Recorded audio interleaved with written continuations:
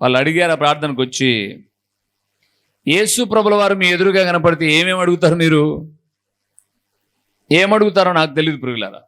ఒకవేళ మీరు నన్ను కూడా అడగచ్చు ఇప్పుడు, అన్న మీకు కూడా కనపడి మిమ్మల్ని అడిగితే ఏం అడుగుతారు మీరు అని. నన్ను అడిగితే భౌతికమైనవి కోరనే కోరకూడదు ప్రియులారా. భౌతికమైనవి కోరనే కోరకూడదు. నా పిల్లలకు ఉద్యోగమే ఎంతకాలం చేస్తాడు నీ పిల్లవాడు ఉద్యోగం? ఒకవేళ కరెక్ట్ టైంలో జాబ్ వస్తే 38 సంవత్సరాలు చేస్తాడు గవర్నమెంట్ జాబ్ అయితే. తర్వాత రిటైర్డ్ అవుతాడు, తర్వాత ముసలోడవుతాడు, తర్వాత చస్తాడు, తర్వాత ఎక్కడికి వెళ్తాడు?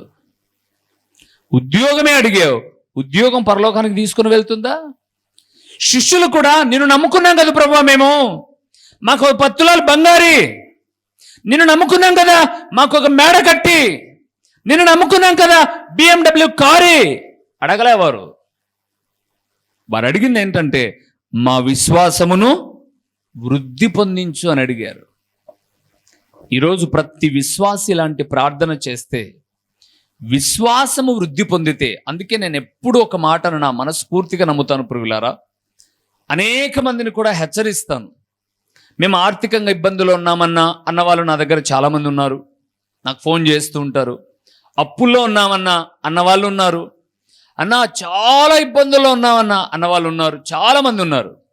వాళ్ళందరికీ చెప్పే మాట, నేను ప్రార్థన చేస్తే నీ అప్పులన్నీ తీరిపోతాయి అని చెప్పను. నేను ఎప్పుడు గుర్తు చేసే మాట, నా స్థానిక సంఘమైన మీకైనా ఈ వాక్యం వినే వాళ్ళకైనా చెప్పే మాట, నా మనసులో ఉన్న మాట ఎప్పుడు ఏంటంటే, 3వ యోహాను రాసిన పత్రిక 1వ వచనం నుంచి మాట్లాడుతూ అంటాడు, ప్రియుడా నీ ఆత్మ వర్ధిల్లుచున్న ప్రకారము. ఒకసారి చదువుతారా మాట, ఎంత అద్భుతకరమైన మాట. యోహాను రాసిన 3వ పత్రిక, ప్రియుడా నీ ఆత్మ వర్ధిల్లుచున్న ప్రకారము. అన్ని అంటే ప్రతి విషయములో. సంగమా వింటున్నారా? గమనించండి, దేవుని బిడ్డలుగా గమనించండి. కొంతమంది సంఘములో ఉదయకాలమనే వచ్చి ప్రార్థన చేస్తూ ఉంటారు. నేను పేర్లు చెప్తే మిగతా వాళ్ళకు బాధ కలగచ్చు. అందులో 2-3 స్త్రీలు, పురుషుల్లో నుంచి ఒక సహోదరుడు, ఒక 4-5 మంది ప్రతిరోజు ఏదో ఒక టైంలో మధ్యాహ్నం 11 కాక తలకనే 12 కాక తలకనే వచ్చి 1 గంటనే ప్రార్థన చేసుకుని వెళ్తారు. ఇక్కడ నిలబడి చెప్తున్నాడు ఒక దేవుని సేవకుడిగా, వాళ్ళు ఏం మొరపెట్టారో నాకు తెలియదు, కానీ ఆత్మీయతలో దేవుని సన్నిధానానికి వచ్చి ఒక 2-3 అధ్యాయాలు చదివి దేవునికి కొన్ని స్తుతులు చెల్లించి చేస్తున్నటువంటి ప్రార్థన వారు ఆలస్యముగా దేవుని నమ్ముకున్న ఐశ్వర్యవంతులుగా దేవుని నిలబెడుతున్నాడు వాళ్ళను. మీరు దీవించబడాలంటే ఆత్మలో వర్ధిల్లాలి, ఆత్మీయముగా వర్ధిల్లాలి ప్రియులారా.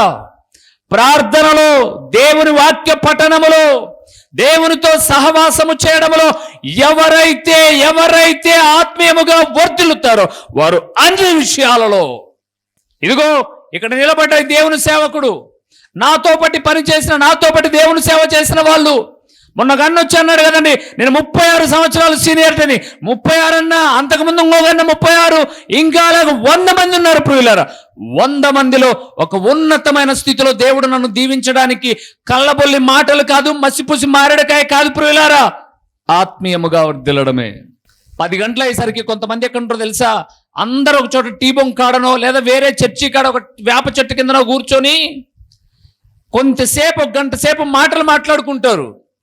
ఈ రోజు వరకు దేవుని నమ్మిన తర్వాత పిలిస్తే ప్రార్థనకు వెళ్ళడం తప్ప, లేకపోతే వాక్యాన్ని సిద్ధపడడం తప్ప, దేవుని పాదాల చెంత కూర్చొని దీవించబడ్డం తప్పితే, పిలవకోకుండా వ్యర్థంగా వాళ్ళు వస్తారు వీళ్ళు వస్తారని 5 చోట్ల కూర్చొని బయట టీలు తాగడం, 10 మందితో కూర్చొని బాత్కానీలు కొట్టడం ఇప్పటి వరకు నా జీవితంలో 23 ఏళ్ల సేవలో లేదు ప్రియులారా.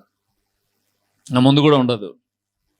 ఎంత మహానుభావుడన్నా, రండి బయట ఛాయ్ తాగుదామన్నీలే, ఇంటికి రా టీ తాగుదాం, మా ఇంటికి రా, దానికన్నా ఫస్ట్ క్లాస్గా టీ పెట్టిస్తాం మేము, 2 దేవుని మాటలు మాట్లాడదాం, బజారు పాలు కాం.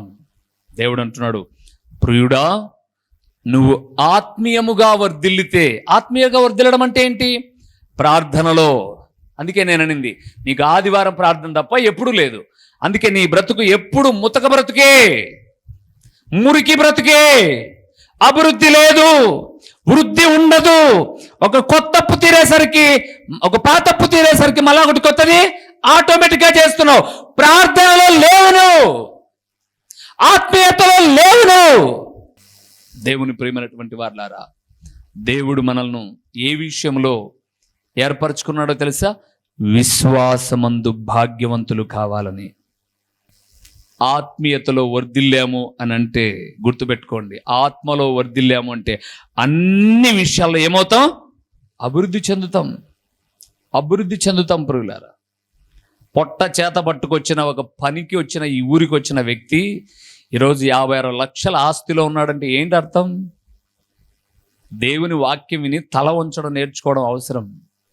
అంతకు ముందు నుంచి నువ్వు ఆత్మీయతలో నువ్వు ఎక్కడున్నావు ఒకసారి ఆలోచన చేయండి. బైబిల్ గ్రంథం చెప్తుంది ప్రియులారా, ఔదార్యము గలవారు పుష్టి నొందుదురు. సామెతల గ్రంథం 11వ అధ్యాయం, ఇప్పుడు అవసరం లేదులేండి, 11వ అధ్యాయాన్ని మీరు చదవండి, 20 నుంచి ఉంటాయి. నీళ్లు పోయువానికి నీళ్లు పోయబడును. రెండో విషయానికి వద్దామా?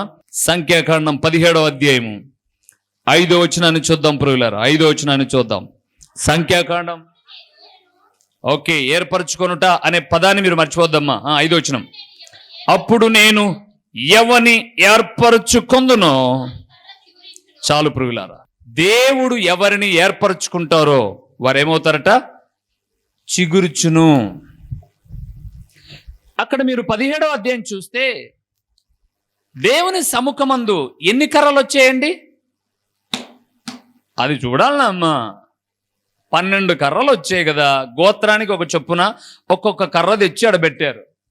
చిగురించిన కర్ర ఎవరిది? అహరోను కర్ర చిగురించింది. ఏమేమి చిగురించింది? 8వ వచనం చూడండి. మరునాడు మోషే సాక్ష్యపు గుడారములోనికి వెళ్ళి చూడగా లేవి కుటుంబమైన అహరోను కర్ర, ఆ మాట వినండి, చిగిర్చి ఉండెను. అది చిగిర్చి పువ్వులు పూసి బాదము పండ్లు గలదాయను. చాలు ప్రియులారా, దేవుని బిడ్డలారా, మందిరానికి కొత్తగా దేవుని నమ్ముకొని వచ్చినప్పుడు మిమ్మల్నే కర్రగా పోల్చుకోండి. మీ కర్రలు ఎండు కర్రలు కదండి. ఈరోజు మీ ముఖాల్లో ఉన్నంత గ్లో, చక్కటి దేవుని మహాకృపను బట్టి మీ ముఖాల్లో ఉన్నటువంటి ఆనందం కావచ్చు, మీ దేహాన్ని ఆవరించినటువంటి సంతోషం కావచ్చు, మీ ఆత్మీయతలో వృద్ధి కావచ్చు, ఇవన్నీ ప్రారంభంలో ఉన్నాయి, మీకు లేవు కదా. కానీ ఎప్పుడైతే దేవుని మందిరంలోనికి వచ్చామో మీ కర్ర చిగురించడం ప్రారంభించింది. ఈ చిగురు అనేది దేనికి సాదృశ్యం అంటే ప్రియులారా, నూతనత్వానికి. 8వ వచనంలో 3 ఉన్నాయి, 3 భాగాలు చెప్తున్నాను.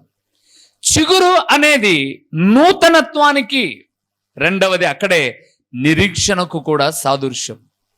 అంటే దేవుని మందిరంలోనికి వచ్చిన తర్వాత ఎప్పటికప్పుడు నిరీక్షణతో కూడిన నూతనత్వం రావాలి. కాగా ఎవడైనా క్రీస్తు యేసునందున్న ఎడల వాడు నూతన సృష్టి, నూతన పరచబడాలి.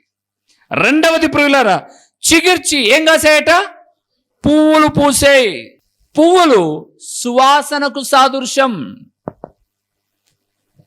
అప్పుడప్పుడు మీరు బజారుకు వెళ్ళినప్పుడు, మీ ఇంటి దగ్గరకో పూలు వస్తున్నప్పుడు ఏవి కొంటారు అంటే, చాలామంది ఈ మల్లెలు వచ్చేటటువంటి కాలాన్ని ఇష్టపడతారు. ఆడబిడ్డలు ఆ మల్లెలు చాలా ఇష్టపడతారు కదండి.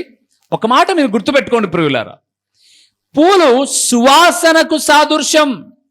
అంటే సువాసన దేనికి సాదృశ్యం అంటే మన ఆత్మీయ జీవితంలో సాక్ష్యం ఉండాలి. అహరోనుకి ఏముంది? సాక్ష్యం ఉంది. యెహోషువాకి ఏముంది? సాక్ష్యం ఉంది. అందుకే వారి జీవితాలు సువాసనకరంగా ఉన్నాయి. మనల్ని ఏర్పరచుకున్నది దేవుడు ఎందుకంటే ఎప్పటికప్పుడు నూతనంగా మనం తయారు కావడానికి. రెండవది, మనము మంచి సాక్ష్య జీవితం. వాడా ఎందుకు దేవుని నమ్ముకున్నాడు, వేస్ట్, ఉత్త పీసినోడు అనిపించుకోకూడదు. మనం అనిపించుకోకూడదు ప్రియులారా.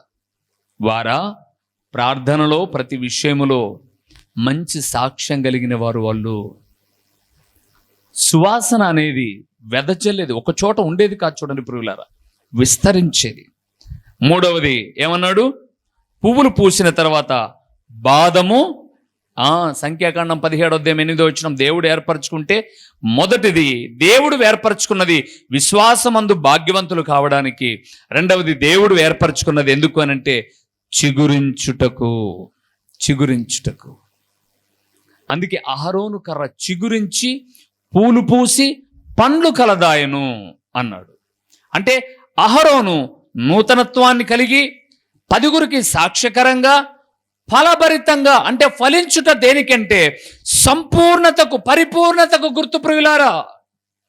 అప్పుడు మనం చిగురించినట్లు. ఇంతకు దేవుని నమ్మినట్టు మనకు ఏముండాలి? నూతనత్వం ఉండాలి, సువాసన, సాక్ష్యం ఉండాలి. ప్రియులారా. సాక్ష్యము లేని క్రైస్తవమే కాదు. ఈరోజు చాలా మంది టీవీలలో వేదికల మీద మైకులు పట్టుకొని సాక్ష్యాలు చెప్తారు. వ్యర్థమైన సాక్ష్యాలండి అవన్నీ. ఒక ఆమె చెప్తుంది టీవీలో, మా ఇంట్లోకి తేలు వచ్చింది. వచ్చింది, వస్తానే ఏం చేయాలి? ఆమె తేలు వస్తానే ఎంత భయస్తురాలైనా, అదేం పాము కాదు కదా, పక్కింటోళ్ళనో లేకపోతే భర్త వచ్చినాక చూస్తూ ఉండడానికి. తేలు కదా, వస్తానే ఏం చేస్తాం? తేలో జర్రో చెప్పు తీసుకొని కొడతాం. ఈమె చెప్తుంది సాక్ష్యము, మా ఇంట్లోకి తేలొచ్చింది. అప్పుడు నేను దాన్ని చూసి ప్రభా ప్రభా ప్రభా ప్రభా ప్రభా అనుకుంటూనే ఉన్నానంట. యేసు ప్రభా అనుకుంటూ ఉండగానే వాళ్ళ భర్త వచ్చి పటామని కొట్టాడంట. ఈ సాక్ష్యాన్ని దేవుడు దీవించును గాక. ఏముందండి దీంట్లో సాక్ష్యం? నాకేం అర్థం కాలే. పాస్టర్ గారు అంటున్నారు ప్రభు నీకు మేలు చేశాడు. ప్రభు మేలు చేయడం ఏంటి? ఇది సాక్ష్యం. దీన్ని మళ్ళా పాస్టర్ గారు మైకి తీసుకొని నిన్ను దేవుడు దీవించును కాకపోయి కూర్చోబమ్మా. ఏంటండి ఇవి సాక్ష్యాలా? వ్యర్థమైనవి ప్రియులారా. నాకు రాత్రి 11 గంటలకు కడుపు నొప్పి వచ్చింది. ఇంకొక ఆయన చెప్తారు కడుపు నొప్పి వచ్చింది. అర్థం కాల, కడుపు నొప్పి ఎక్కువైపోయింది, అది గుండె లేకి నొప్పి ఇచ్చేసింది. ఆ టైంలో నేను గ్యాస్ మాత్ర వేసుకొని, అదేనండి మళ్ళా గ్యాస్ మాత్ర వేసుకొని పాస్టర్ గారికి ఫోన్ చేసిందంట. పాస్టర్ గారికి ఫోన్ చేశాడట. పాస్టర్ గారు కడుపు నొప్పి గ్యాస్ మంట అని చెప్పేసి పాస్టర్ గారికి ఫోన్ చేసిందంట. ఓకే ప్రార్థన చేస్తున్నాను చేయగానే ఆదివారం వచ్చి చెప్తున్నాడు, నాకు 11 గంటలకు కడుపు నొప్పి విపరీతమైన మంటలు వేసింది. అంతా గ్యాస్ మాత్ర వేసుకుని పాస్టర్ గారికి ఫోన్ చేయగానే పాస్టర్ గారు ప్రార్థన చేయగానే తగ్గిపోయింది. పాస్టర్ గారు ప్రార్థన చేసింటేనా? గ్యాస్ మాత్ర వేసుకుంటే కాదు. ఇవి ఆ సాక్ష్యాలు. సాక్షిగా బ్రతకాలి మనం. సాక్ష్యాలు ఇవ్వాల్సిన అవసరంలా. అందుకే మన దగ్గర ఎప్పుడు అలాంటివి లేవు చూడండి ప్రియులారా. మనము సాక్షిగా కనపడాలి, సాక్షిగా జీవించాలి. మూడవది ఫలించుట అంటే పరిపూర్ణతకు గుర్తు. సో ఇప్పుడు చెప్పండి, మొదటిది దేవుడు మనల్ని ఏర్పరచుకున్నది ఎందుకు? మొదటిది విశ్వాసమందు భాగ్యవంతులు కావడానికి. రెండవది దేవుడు ఏర్పరచుకున్నది ఎందుకంటే చిగురించడానికి. మూడవది ఎందుకో చూద్దాం. రండి జకరియా గ్రంథానికి వెళ్దాం. 9వ అధ్యాయం 8వ వచనం. కన్నులారా చూచితిని గనుక బాధించువారు ఇకను సంచరింపకుండాను, తిరుగులాడు సైన్యములు నా మందిరము మీదికి రాకుండాను దానిని కాపాడుకొనుటకై నేనొక దండుపేటను. చాలు ప్రియులారా. మూడవది ప్రియులారా, దండు అంటే సైన్యము. ఇప్పుడు నేను చదువుతాను వినండి. బాధించువారు ఇకను సంచరింపకుండాను, తిరుగులాడు సైన్యములు నా మందిరము మీదికి రాకుండాను దానిని కాపాడుకొనుటకై నేనొక దండుపేటను, అంటే నేనొక సైన్యాన్ని ఏర్పరచుకున్నాను. చాలు ప్రియులారా. దేవుడు నన్ను ఏర్పరచుకున్నది ఎందుకో తెలుసా? దేవుని సేవకుల మీదికి కానీ, మందిరాని మీదికి కానీ అపవాది ఏదైనా బాణాలు వేస్తే దానిని ఎదుర్కొనడానికి సంఘము దండు మాదిరిగా ప్రార్థనాపరులు కావాలి. దండు యుద్ధం చేస్తుంది, సైన్యం యుద్ధం చేస్తుంది. విశ్వాసులు ప్రార్థనలో ఏం చేయాలి? పెనుగులాడాలి. మనం ప్రార్థనకే రాం. పొరపాటుగా ఆదివారమో మంగళవారమో శుక్రవారమో కూడుకున్నప్పుడు అమ్మా ప్రార్థన చేయండి, దేవుని ఆత్మ ప్రేరణ కలిగిన ఇద్దరు ప్రార్థన చేయండి అనుకున్నాం అనుకోండి, 30 మంది ఉంటారు లైన్గా. ఏం చేయం, మనం ఏం మాట్లాడడం. ఇట్టే ఉంటాం. పొరపాటుగా ప్రార్థన చేస్తే కొత్త పెళ్లి కూతురు పెళ్లిలో ప్రమాణాలు చేస్తుంది చూడండి, చూడలేదా మీరు ఎప్పుడు? ఈసారికి ఎప్పుడైనా నేను పెళ్లిలో ప్రమాణం చేయించినప్పుడు అది వీడియో తీపిచ్చి పెడతానులేండి గ్రూప్లో. కొత్త పెళ్లి కూతురు ప్రమాణం చేస్తుందంటే సిగ్గుపడి చేసి చేయలేక నోరొచ్చి రానట్టు ఇంటి దగ్గర ఇంత నోరు తెరిచి మాట్లాడతారు. మందిరంలో ప్రార్థన చేయాల్సి వచ్చినప్పుడు దేవుడు నీకు జోదనం దాన్ని ఏందో ఇది. సైన్యము పోరాటం ఎలాగుంటుంది? సైన్యము చేతిలో ఎన్ని ఆయుధాలు ఉంటాయి, విల్లు ఉంటుంది, అంబుల పొది, ఇవన్నీ ఉన్నట్లుగా నీ దగ్గర ప్రార్థనలో దేవుని స్తుతించే విధానం ఉండాలి. నీ పాపములను ఒప్పుకోవాలి, దేవుని ఘనపరచాలి, దేవుని ఎదుట విజ్ఞాపన చేయాలి. వాటన్నిటి కొరకై నువ్వేం చెల్లించాలి? కృతజ్ఞతాస్తుతులు చెల్లించాలి. మనం ప్రార్థన చేస్తే ఏది ఉండదు, ఏది ఉండదు, కరెక్ట్గా 2 నిమిషాలు కూడా ఉండదు. దండేనా మనము? అందుకేనా దేవుడు మనల్ని ఏర్పరచుకున్నది? సేవకుని మీదకి మందిరాన్ని మీదకి వచ్చే అట్లా ప్రక్కన పెడదాం. మీ కుటుంబాల మీదకి వచ్చే విపత్తులు ఎదుర్కోవడానికైనా మీకేం అవసరం? ప్రార్థన అవసరం, గుర్తుపెట్టుకోండి. మా మీదకి వచ్చేటప్పుడు మీరు అడ్డుపడడానికి ఏం అవసరం వద్దులేండి, కనీసం మీ కుటుంబాల మీదకి వచ్చే విపత్తులనైనా ఎదుర్కోవడానికి ప్రార్థన అవసరం. అందుకు ఏర్పరచుకున్నాడు ప్రియులారా మిమ్మల్ని, ప్రార్థనా పరులు కావాలని. 106వ కీర్తన 23వ వచనం చదువుమా. అప్పుడు ఆయన, నేను వారిని నశింపజేసేదనను, అయితే ఆయన వారిని నశింపజేయకుండానట్లు ఆయన కోపము చల్లార్చుటకై ఆయన ఏర్పరచుకొనిన మోషే ఆయన సన్నిధిని నిలిచి ఏం చేశాడు? అడ్డుపడెను. కోప్పడింది ఎవరు? దేవుడు. అడ్డుపడింది ఎవరు? సేవకుడు. ప్రభునందు ప్రియులారా, మీరు చేసే పనులు మీకు తెలియవని మీరు అనుకుంటున్నారేమో, లేదా ఎవరికి తెలియలే మా యొక్క కథలు అనుకుంటున్నారేమో. అన్నీ తెలుసు దేవునికి. అందుకే దేవుడు అప్పుడప్పుడు బయలుపరుస్తుంటాడు మాకు. మేము అప్పుడు ఏం చేస్తున్నామంటే, వాళ్ళకి జరగాలి ప్రభు ఇలాగా అని ఎప్పుడు ప్రార్థన చేయమండి. మా పని ఏంటంటే, దేవుడు కోపడతాడని తెలిసినా ఆయన కోపాన్ని చల్లార్చి ఆయన సన్నిధిని నిలబడి, ప్రభువా ఈ బిడ్డ తెలుసుకునేటట్టుగా చెయ్యి, ఇంకా సరిగ్గా దారిలో లేడు, దారికి మళ్ళించు, సరిచేయి సరిచేయి సరిచేయి సరిచేయి. ఎంత వాక్యం చెప్తున్నా కుటుంబ ప్రార్థన లేదు, ఏదో ఒక రీతిగా నడిపించు. ఇదే మా బాధ తప్పితే వాళ్ళ కుటుంబ ప్రార్థన లేదు. కుటుంబంలో ప్రభువా నువ్వు ఏం చేయాలనుకుంటే అది చేయి, యోబుకు చేసినట్టు అని అంటే కుటుంబాలు ఉంటాయా? దేవుని సేవకుడి ప్రార్థన కుటుంబానికి కంచె ప్రియులారా, గుర్తుపెట్టుకోండి. అలాగే మీ ప్రార్థన కూడా మీ కుటుంబానికి కంచె. యోబు సాతాను వెళ్ళి దేవునితో మాట్లాడేటప్పుడు సాతానుడు ఏమంటున్నాడు? యోబు చుట్టూ నువ్వేమేసావు? ఏమేసావు? కంచె వేసావు. ఎందుకు వేసాడు? మిస్సెస్ యోబు గారు ప్రార్థనా పర్రాలో లేదో తెలియదు కానీ యోబు మాత్రం ప్రతి వేకువ జామున అరుణోదయమున ఏం చేస్తున్నాడు? ప్రార్థన చేస్తున్నాడు. పురుషులారా మీరేం చేస్తున్నారు? ప్రతిరోజు మీ భార్య, బిడ్డలు, కుటుంబము కొరకు ఎంత ప్రార్థన చేస్తున్నారు మీరు? తల్లులారా మీరెంత ప్రార్థన చేస్తున్నారు? మా వాడు మాట వినడు, మీ మాట వినది, ఇవన్నీ చెప్తానమే కానీ మాట వినిపించేటట్టు చేయగలిగిన దేవుని దగ్గరకు వచ్చి మొరపెడుతున్నామా మనం? దండు దండు.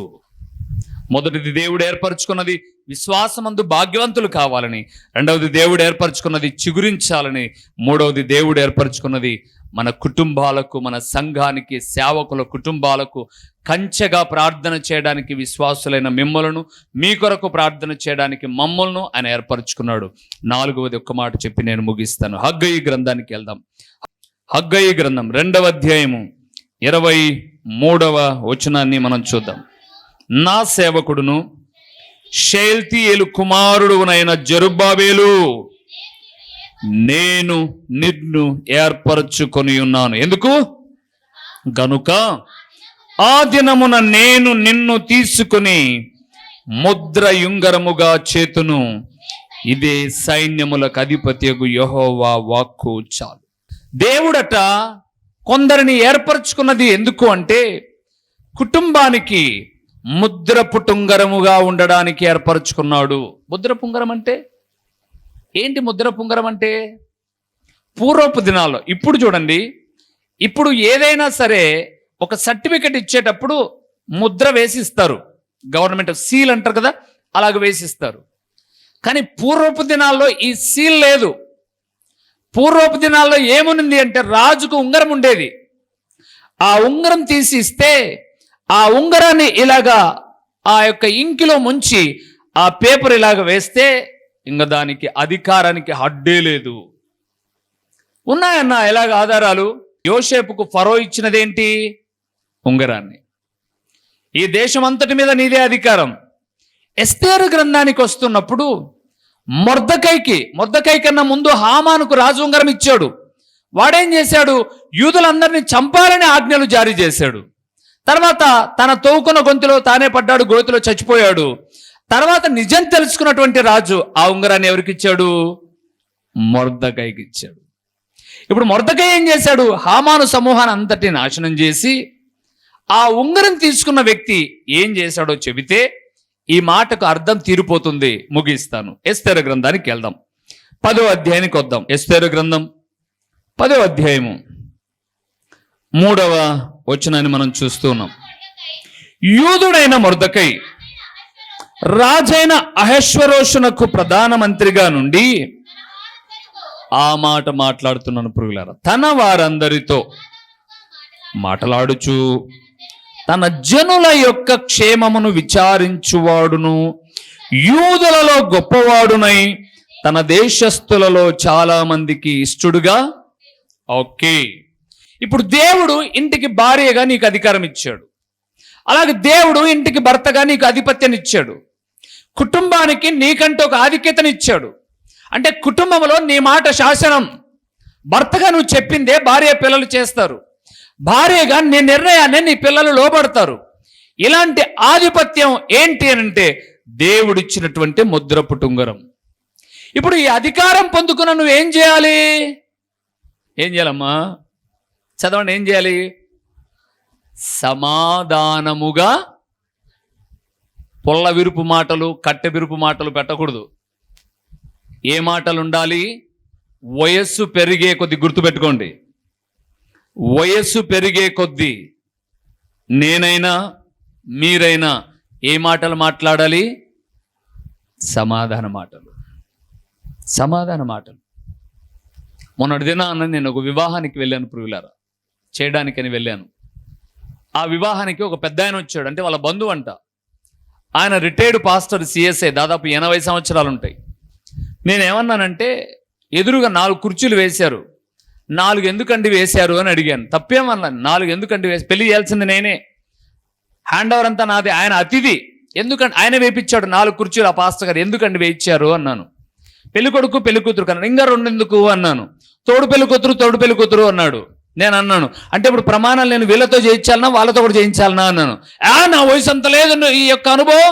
సరే, నా అనుభవం అంత లేదు నీ వయసు, నన్ను మాట్లాడేవాడుగా నువ్వు, వేసేదే అన్నాడు. చేసేది పెళ్లి, నేను అతిపూర్ మాటలు మాట్లాడుతున్నాను పెద్ద ఆయన అన్నాను. నన్ను అరుస్తున్నాడని ఆ రోజు నా భార్య పిల్లలు అందరూ వచ్చారు పెళ్లికి. ఏంటి ఆయన అలాగ మీరు ఊరుకుండండి, ఆయనతో నేను ఎలాగ మాట్లాడాలన్నమాట. ఆయనకు ఆవేశం అయిపోయింది, బీపీ ఉందట. ఆ బీపీ అప్పుడే వచ్చింది, హై అయింది. నేను ఆయనతో సమాధానంగానే మాట్లాడి, ఎందుకంటే బైబిల్ చెప్తుంది వృద్ధుని గద్దింపక తండ్రిగా భావించి అని. నోరు మూసుకొని పోయి కింద కూర్చుంటాడు ఆయన, అంతే. పిలిచింది నన్ను, రిజిస్టర్ చేయమనింది నన్ను, నేను చేస్తాను, నువ్వు పోయి కూర్చో అంటే నోరు మూసుకోవాలి. నేను ఆయన శాంతపరిచి, అలా కాదు, ఇంకా మీరు తప్పు ఆచారాల్లో ఉన్నారు, దీనికోసం 2 అని అంటే, ఇలాగ యవన బిడ్డలు ఆ పక్కరు ఈ పక్కరు కూర్చుంటే ఎదురు కూర్చున్న వాళ్ళు ఏమనుకుంటారు? వాళ్ళు ఏమనుకుంటారు? ఏం సంకేతం పంపిస్తున్నాం వాళ్ళకు మనం? ఒకవేళ వేలు ఎత్తడానికే కావాలంటే ఎవరన్నా ఆ టైంలో పిలుద్దాము, రిమూవ్ తీస్తానంటే 2 తీసేసి కూర్చున్న తర్వాత ఇంకా బిగుసుకొని కూర్చున్నాడు. మళ్ళీ ఆయనతో, నువ్వు ఏం మాట్లాడాలనుకుంటున్నావు? నేను వాక్యం చెప్తా అని అన్నాడు. సరే చెప్పు, ఒక 15 నిమిషాలు ఆయనకు వాక్యం చెప్పమన్నాను. పెళ్ళి అంతా చేశాను. ఇంకొక పాస్టర్ గారు వచ్చారు. ఆయన ఏం చేస్తాడు అన్నాడు. ఆయన మాకు తెలిసిన ఆయన 2 మాటలు చదువుతాడు. ఆయన చదవనీలే. ఓకే, ఇంకొక ఆయన వచ్చాడు. ఆయన ఏం చేస్తాడన్నాడు. ఇంకేం లేవు, నీ ఇష్టం అన్నాడు. ఆయనకు పిలిపించి ప్రార్థన చేశాను. అంటే మనకు దేవుడు ఆధిక్యత ఇచ్చే కొద్దీ మనలో ఏముండాలి? సమాధానపరచడం ఉండాలి. పోట్లాడడం ఎంతసేపు అండి, తిరగబడ్డం ఎంతసేపు అండి. మొర్దెకై చూడండి, సమాధానాన్ని. నిజం ప్రియులారా, దేవుని వాక్యము దినదినము నన్ను ఏం చేస్తుంది అంటే, చాలా కోపిస్తుంది. నేను కూడా చాలా కోపిస్తుంది.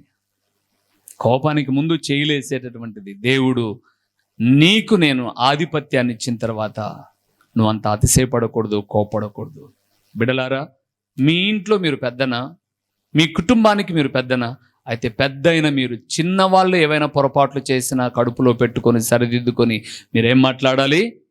సమాధానం. ఉన్నీలే, వదిలేనైనా ఈరోజు ఇట్లుంది, రేపటికి సర్దుకుంటాయిలే అని చెప్పడం మీరు నేర్చుకోగలిగితే దేవుడు మిమ్మల్ని ఏర్పరచుకున్నందుకు ఏం చేస్తాడు? ఆయన సంతోషిస్తాడు. 4 విషయాలు మనం చూసాం. దేవుడు ఏర్పరచుకున్నది విశ్వాసమందు భాగ్యవంతులు కావాలని, దేవుడు ఏర్పరచుకున్నది చిగురించాలని, దేవుడు ఏర్పరచుకున్నది ప్రార్థనలో బలంగా ఉండాలని, ఒక సైన్యం మాదిరి దేవుడు ఏర్పరచుకున్నది మనకిచ్చిన అధికారము, ఆధిపత్యము, మన కుటుంబాలలో, మన బంధువుల్లో మనం ఏమి నింపాలి? సమాధానాన్ని. మనము విద్వేషాన్ని రెచ్చగొట్టడం కన్నా సమాధానాన్ని పెంపొందించగలిగితే దేవుడు ఏర్పరచుకున్నందుకు సంతోషించి మనల్ని దీవిస్తాడు. లేచి నిలబడదాం, ప్రార్థన చేద్దాం. దేవా, నువ్వు మమ్మల్ని ఎందుకు ఏర్పరచుకున్నావో ఈరోజు మీరు మాట్లాడుతున్నప్పుడు 4 విషయాలు మేము చూసాం. పిలువబడిన వారు అనేకులు, ఏర్పరచబడిన వారు కొందరు అన్నప్పుడు ఎందుకు ఏర్పరచుకున్నావు అని అంటే, దేవా మీ విలువైన మాటలు మాట్లాడారు. మమ్మల్ని ఏర్పరచుకున్నది విశ్వాసమందు మేము భాగ్యవంతులం కావాలని. కాబట్టి విన్న నీ మాటలు మా హృదయంలో పదిలపరచుకుని మా ఆత్మీయతలో వృద్ధి చెందే వ్యక్తులముగా, ప్రార్థనా జీవితములో చిగురించే విషయములో, సమాధానంగా ఉండే విషయంలో నన్ను మమ్మల్ని నిలబెట్టి మహిమ పొందుమని మీ ఎదుట ప్రార్థన చేస్తున్నామని ప్రార్థన చేద్దాం. ప్రభు మన ప్రార్థన విని మనలను ఏర్పరచుకున్నందుకు సంతోషించునుగాక. ఓ ప్రేమ కలిగిన దేవా, దయగలిగిన పరలోకపు తండ్రి, మీ ఘనమైన నామమునకు స్తోత్రములు చెల్లిస్తున్నాము నాయన. మీ లేఖనములో ప్రభు అయిన యేసుక్రీస్తు అలనాడు మాట్లాడుతూ, పిలువబడిన వారు అనేకులు, ఏర్పరచబడిన వారు కొందరే అన్నప్పుడు, ఎందుకు ప్రభువా నన్ను నువ్వు ఏర్పరచుకున్నావు అన్న ఆలోచన మా మనసులోనికి వచ్చినప్పుడు, మమ్మల్ని ఏర్పరచుకున్నది విశ్వాసమందు భాగ్యవంతులుగా చేయడానికి అని, మేము చిగురించి 10గురికి సాక్ష్యకరమైన జీవితము జీవించడానికి అని, మమ్మల్ని ఏర్పరచుకున్నది ఒక దండుగా సంఘము కొరకై, సేవకుని కొరకై, కుటుంబాల కొరకై ప్రార్థనలో పోరాడుటకు అని మమ్మల్ని ఏర్పరచుకున్నది 10గురితో మేము సమాధానముగా మాట్లాడుటకొని చెప్పావు. కాబట్టి విన్న ఈ మాటలు మా హృదయంలో పదిలపరచుకోవడానికి సహాయం చేయండి.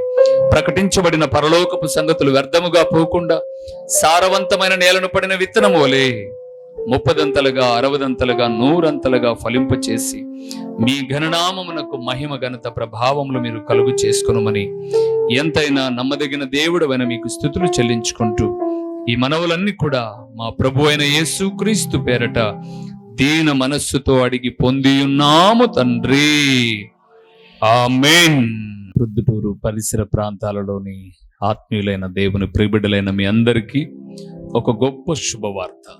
దేవునిందు ప్రియమైన వారులారా, ప్రొద్దుటూరులో హోమస్పేటలోని రాఘవరెడ్డి ఫంక్షన్ హాలులో గడిచిన 2 సంవత్సరాల నుంచి ఆదివారపు సాయంకాలపు సువార్త కూడిక జరుగుతూ ఉంది. అయితే 3వ అంతస్తులోనికి చాలా మంది పైకి ఎక్కిరాలేక అలసిపోతూ ఉన్నప్పుడు దేవుని సన్నిధానంలో ప్రార్థన చేయగా దేవుడు క్రింద కూడుకోవడానికి ఒక స్థలాన్ని కొంతకాలం, ఒక 5 సంవత్సరాలు లీజుకు తీసుకోవడానికి ప్రభు కృపనిచ్చాడు.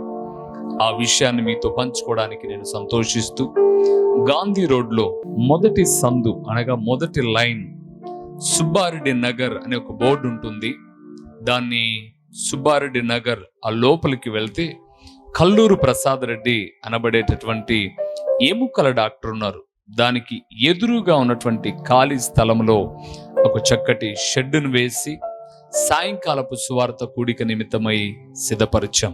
దేవుని ప్రియబిడ్డలారా, ఇన్ని రోజులు పైకి ఎక్కలేక బలహీన పడిపోతున్నటువంటి వారికి ఇది ఒక మంచి సదవకాశం. ప్రతి ఆదివారం సాయంకాలం 6:30 నుంచి 8:30 వరకు దేవుని సన్నిధానంలో ఈ కూడిక జరుగుతుంది. మే 19వ తారీఖు నుంచి 2024వ సంవత్సరం మే 19వ తారీఖు నుంచి ప్రతి ఆదివారం సాయంకాల పూట ఈ కూడిక ప్రారంభిస్తూ ఉన్నాం. ప్రియులారా, ఉదయకాలపు ఆరాధనకు వెళ్ళలేని వారు, అలాగే ప్రతిదినం ప్రార్థన, అలాగే యూట్యూబ్లో వాక్యం వింటున్న దేవుని ప్రియబిడ్డలందరికీ ఇది ఒక మంచి సదవకాశం. వాక్యములో బలపడుటకు, నూతన విషయాలు నేర్చుకొనుటకు, దేవుని రాకడకు సిద్ధపడుటకు ఆత్మీయులైన మిమ్మల్ని అందరినీ ఆహ్వానిస్తున్నాం. రండి. గాంధీ రోడ్లో మొదటి లైన్ సుబ్బారెడ్డి నగర్ అని ఉంటుంది. అది సూపర్ బజార్ అని కూడా పిలుస్తారు. పల్లూరు ప్రసాద్ రెడ్డి హాస్పిటల్ ఎదురుగా ఈ స్థలములో దేవుని కూడిక ప్రారంభించబోతూ ఉన్నాం. మే 19వ తారీఖు నుంచి ప్రతి ఆదివారము ఈ కూడిక సంఘ ప్రాంత భేదము లేకోకుండా ప్రతి ఒక్కరిని ప్రేమపూర్వకంగా ఆహ్వానిస్తున్నాం. ఖచ్చితమైన సమయముతో ప్రతిదినము నూతన విషయాలు మీతో మాట్లాడడానికి ప్రభు కృపనిస్తుండగా రండి. ఈ స్థలము మార్చబడిన సంగతి మిగతా వారికి కూడా తెలియచేయండి. మే 19వ తారీఖు నుంచి ప్రతి ఆదివారము సాయంకాలం 6:30 నుంచి 8:30 వరకు ఈ కూడిక జరుగుతుంది. ఈ మాటలు విన్న దేవుని ప్రియబిడ్డలైన మీ అందరిని ఆహ్వానిస్తూ నిండు మనసుతో మీకు వందనములు తెలియచేయచ్చు ఉన్నాను. మా చిరునామా దైవజనులు బ్రదర్ ఓ రూబేన్ గారు, క్రీస్తు ప్రార్థనా మందిరం, డోర్ నెంబర్ 1-386, నగరిగుట్ట, పులివెందుల, కడప జిల్లా. మీ ప్రార్థనా అవసరాల కొరకై సెల్ నంబర్ 9989067409.